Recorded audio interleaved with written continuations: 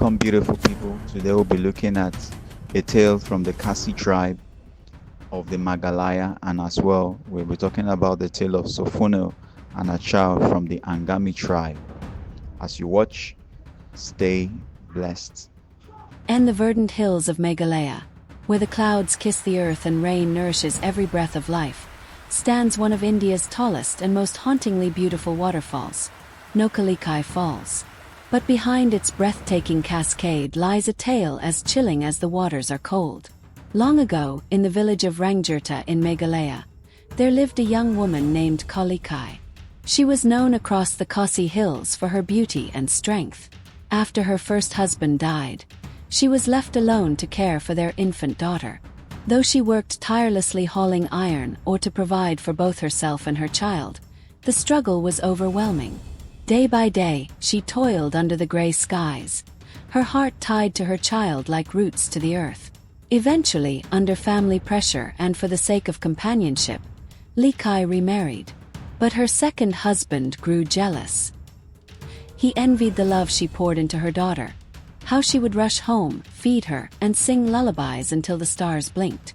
When he discovered Nohkalikai had only married him for the child's sake, his resentment turned to hatred. He wanted her affection all to himself. One rainy day, when Likai was out laboring on the trails, the man did the unthinkable. Driven by rage, twisted envy, and consumed by malice, he killed the little girl. To cover his evil deed, he cooked a meat curry using the child's flesh and served it to Likai. When she returned, tired and hungry, Likai ate. She noticed the food was unusually delicious, tender, rich, and aromatic. After finishing, she searched for her child to feed her, calling her name into the forest, the hut, the valley. No answer. It was then she saw a tiny severed finger near the betel nut basket. It was her daughter's. Horror washed over her like a cruel wave. Her body trembled, her soul cracked. Mad with grief and guilt, Nohkalikai grabbed a hatchet and chased her husband through the village. But when she reached the edge of the great cliff, the weight of her tragedy became unbearable. With a final cry, she threw herself into the abyss. From that day, the waterfall that formed where she fell became known as Nohkalikai, meaning the leap of Likai. The villagers say her anguished spirit still lingers, her wails echoing in the mists. The falls, cascading with sorrow, are not just a tourist spot. They are a monument of grief, betrayal, and eternal love of a mother. To this day, Khasi mothers warn of choosing husbands wisely, whispering, "Remember Nohkalikai." The waterfall stands as an eternal reminder, its waters flowing like the tears of a broken mother, its roar carrying the echoes of a love that ended in unimaginable sorrow. To this day, locals claim Nohkalikai's spirit wanders near the falls. Some hear her weeping at dusk. Others say they've seen a shadowy figure near the cliffs, forever searching for her lost child. Her story serves as a warning in Khasi culture, a reminder of the dangers of desperation, the cruelty of betrayal, and the unbreakable bond between a mother and her child. Nohkalikai Falls does not just flow, it weeps. And in its roar, Nohkalikai's tragedy lives on. Nohkalikai Falls, a name that echoes across the misty hills of Meghalaya. Standing tall at 340 meters, it's the highest plunge waterfall in India. The water freefalls from the edge of a sheer cliff, dropping straight into a deep, color-changing pool below. During the monsoon, the water roars with power, turning turquoise as it crashes into the rocks. In the dry season, it becomes a gentle stream, calm but no less captivating. The falls are located near Cherrapunji, one of the wettest places on earth. Rain is a constant companion here, feeding the streams and forests that surround the falls. But this waterfall isn't just famous for its beauty, it's known for its name, and the heartbreaking legend behind it. Nohkalikai means the leap of Likai.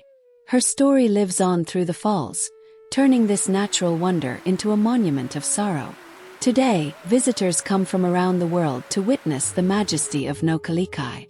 There are viewpoints carved into the hillsides, giving panoramic views of the cascading water and the vast forest below. Local villagers set up stalls, offering handcrafted goods and sharing the story of Nohkalikai with quiet reverence. Even now, some say that on cloudy, quiet days, you can hear the faint cries of likai in the mist. More than just a waterfall, Nohkalikai is a place where nature, culture, and legend meet, a sacred reminder that beauty often hides a deeper story.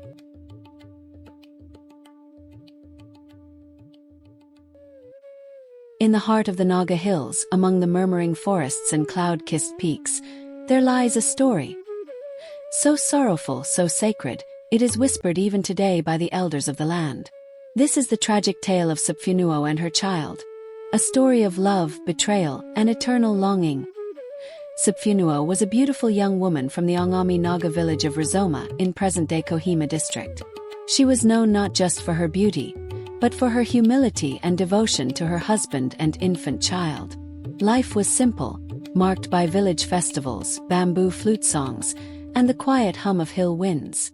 But peace is a fragile thing in the world of mortals. Her husband, once a loving man, was lured away by another woman from a neighboring village. One morning, without reason or goodbye, he cast Sopfünuo and their child aside, declaring that she was no longer welcome in his home. Crushed, heartbroken, and homeless, Sopfünuo decided to return to her mother's house in Rizoma. With her infant strapped to her back and her worldly belongings in a basket, she began the long journey on foot through the dense and dangerous forest trails. The path home was treacherous. Steep slopes, wild animals, and sinister spirits that roamed the woods after dark. Yet, with nothing but hope and motherly love, Sopfünuo pressed on.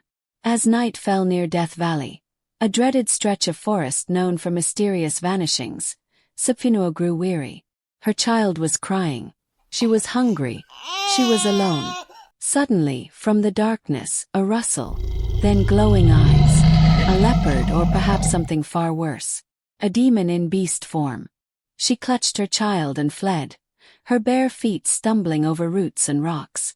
But the forest would not let her go. A sharp root caught her foot. Who fell? The beast was upon them. By morning, villagers found her lifeless body curled around her baby, who miraculously was still breathing, protected in her final embrace. The villagers carried Sopfünuo's body back to Rizoma. She was buried with honor, and her child was raised by her mother. But Sopfünuo's spirit lingered. They say she still wanders the path between her husband's village and Rizoma, searching for answers, for peace, for love that was taken too soon. Travelers sometimes report hearing soft crying in the wind or seeing a woman with a child walking silently through the mist. It is believed she is not vengeful, only sorrowful. A mother's soul that cannot rest. In Rizoma, Sopfünuo is remembered not just as a victim, but as a symbol of unwavering maternal love and dignity in suffering. A memorial stone stands in her honor, a quiet reminder that even in tragedy, there is beauty in loyalty, in sacrifice. Her story is told to children not to scare them, but to teach them about the power of love and the cruelty of betrayal. And most of all, about the soul of a mother who gave everything, even in death. Some stories fade with time. Others become eternal echoes, carried by wind and shadow through the hills. The tale of Sopfünuo is one such echo, a mournful melody among the pines of Nagaland. If this story moved you, like, share, and subscribe to Whispering Hills, where ancient voices speak again. So thank you, beautiful people, for watching, and see you in the next tale.